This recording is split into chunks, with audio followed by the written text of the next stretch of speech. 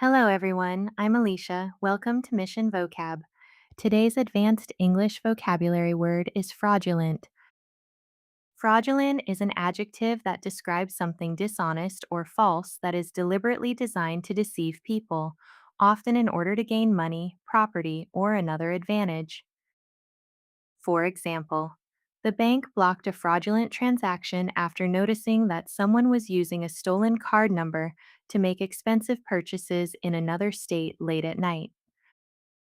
The company was fined for fraudulent advertising after claiming its product could deliver results that independent testing showed it could not actually provide to customers.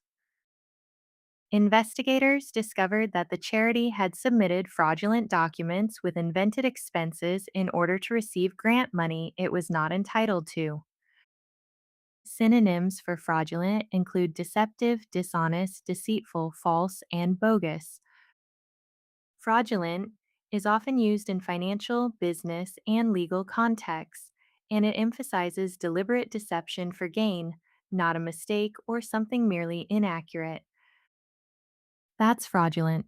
One word, stronger English.